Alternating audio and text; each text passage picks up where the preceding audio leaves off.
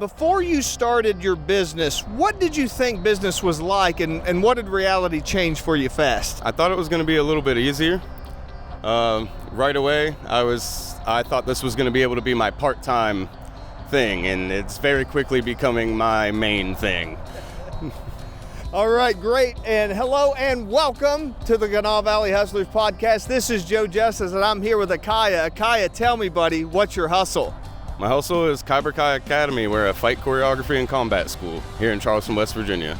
Now that is something pretty unique. I don't think I've ever heard of a combat school using, now what do you call these devices here real quick so I get my terminology correct?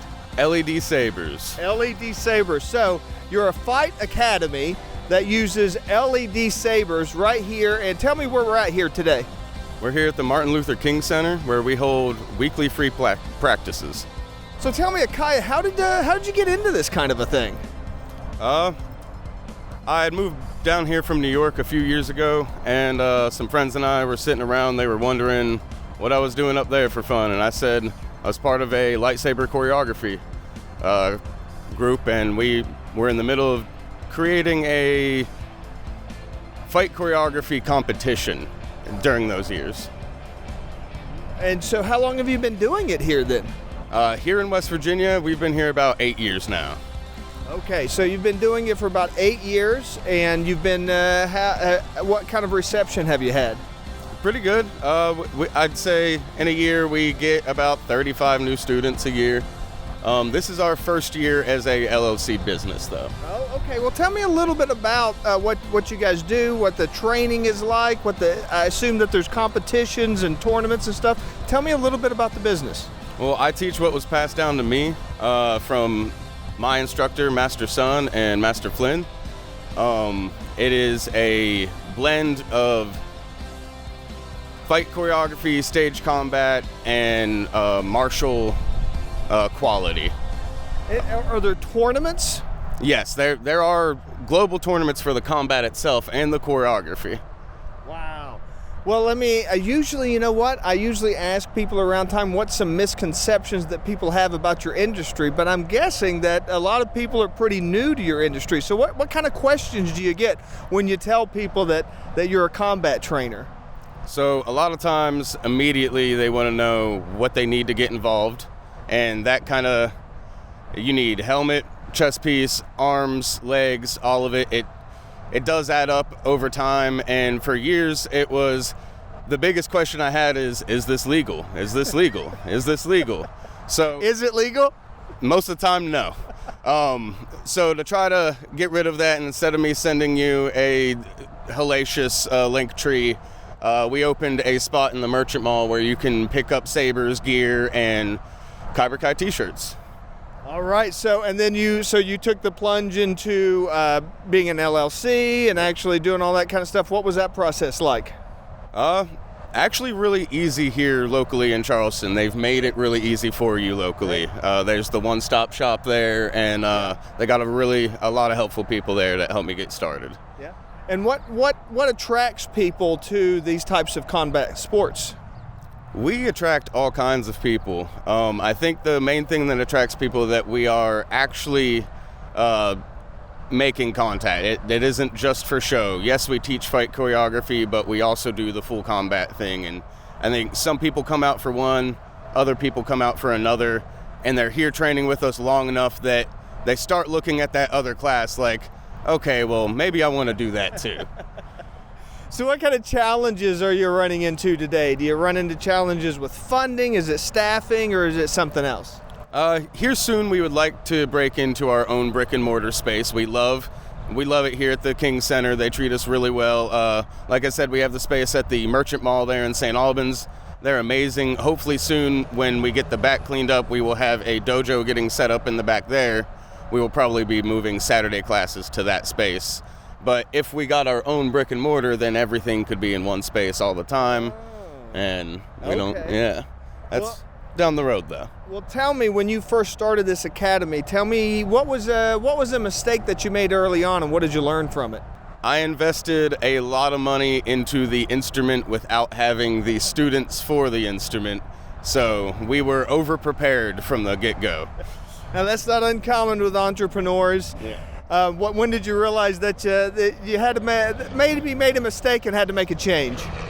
When we started transitioning from choreography to the combat side of things, all of a sudden we needed a lot more equipment, and we had heavily focused on choreography. All right, Akaya, I got a couple of rapid-fire questions for you here. All right, shoot. What is the best $100 you ever spent on your business? Ooh, probably insurance or that original LLC. Insurance is probably a pretty big deal in your industry, right? Yep. Oh yeah, big deal. Gets us through a lot of doors. What's the biggest waste of money?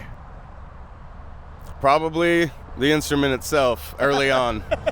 I think we had about 4 students, and I had about 40 sabers. Yeah, it reminds me of like guitar players. They usually have 30 different guitars, but no students, right? Yep. Oh yeah, I know a bunch of local wrestlers too. They have lots of ring gear, but no bookings. So. What's one skill every entrepreneur should have? Be personable. Learn to work with people, even if they're not your favorite flavor of person. It really comes in handy, being able to make connections, regardless of what their viewpoints are in life. Yeah.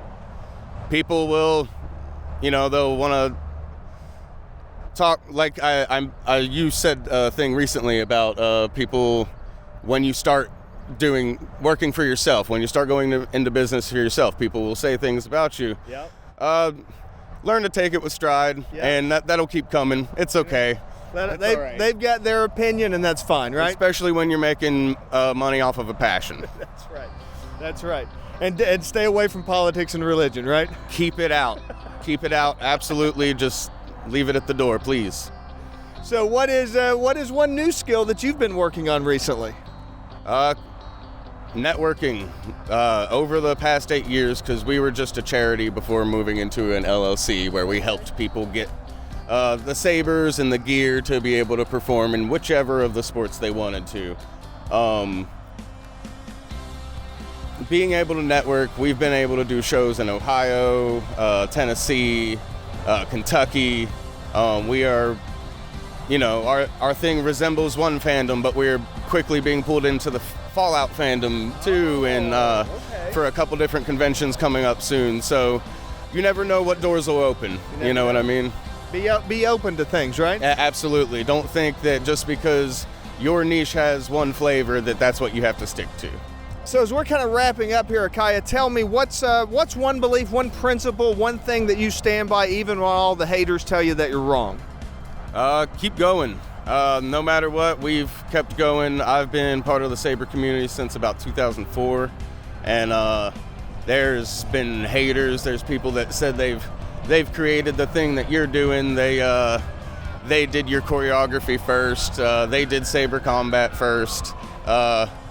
Keep going. My mentor was told by Carrie Fisher herself, never stop this, keep going, and so I'm gonna keep carrying that torch forward. Right. If people want to learn more, maybe even get involved, what's the best way for them to learn more? Cobra Kai Academy or West Virginia Mothmen. That is the team for the Saber Legion. That is the international sport. It's in every state in 27 countries. If you want to participate in saber combat, odds are there's a place near you where you could do it. And best way, Facebook, Instagram, phone call, what's the best way to get? Right now we're primarily built on Facebook, but you can get a hold of us on Instagram and all that too.